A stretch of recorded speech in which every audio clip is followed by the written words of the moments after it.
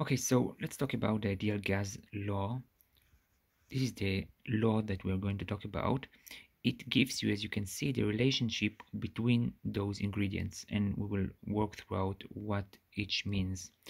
But let's work throughout them. We start with the pressure and the volume, the pressure times the volume. This equals this N, which is the number of molecules of gas we have. We're talking about gases.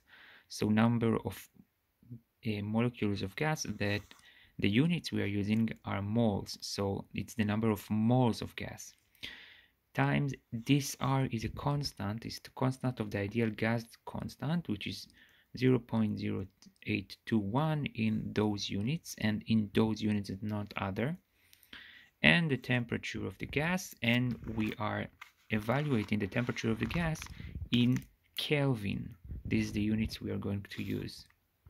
Okay, so as you can see, this ideal gas law is the relationship between the pressure and volume and the temperature, and it gives you this relationship between pressure, volume, temperature of a gas. So let's do a very simple short example to show you how it works. So the example states that I have gas of 1 mole, ideal gas of 1 mole. The temperature of the gas is 273.15 Kelvin, which is 0 Celsius, but we need to use Kelvin units. The pressure of the gas can be described in atmospheres, so it's 1 atmosphere, and we are asked what is the volume of this gas. We have 1 mole of gas, the temperature of the gas is this, and the gas is in 1 atmosphere pressure, and we are asked what is the volume of the gas. Now we can change this formula and taking V and taking the pressure down over here and getting that V equals nRT divided by P.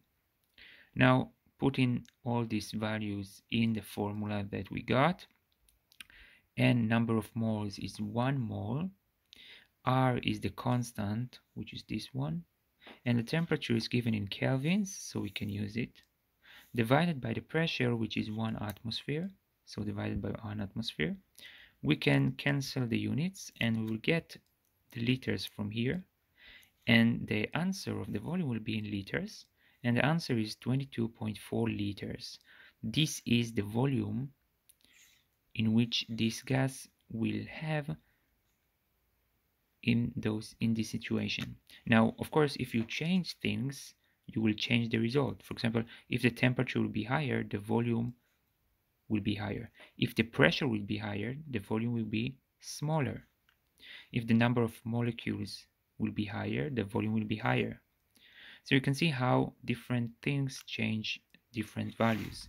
For example, if you look over here, you can also see that if P and V with constant temperature, if you increase the volume, you decrease the pressure, because this is constant. If you take T to be constant and the number of molecules to be constant, P and V are inversed.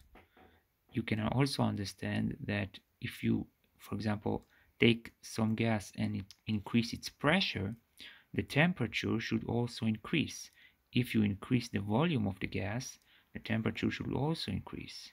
If you decrease the pressure and everything else is constant, and so you think you need to do that, the pressure will be lower. So you can see that if I change some of the ingredients and let other to be constant, I can change things. Change the temperature of the gas by manipulating the pressure, and the volume will be the same and the N will be the same, so we can manipulate the temperature using the pressure. So we can see that we can play with it.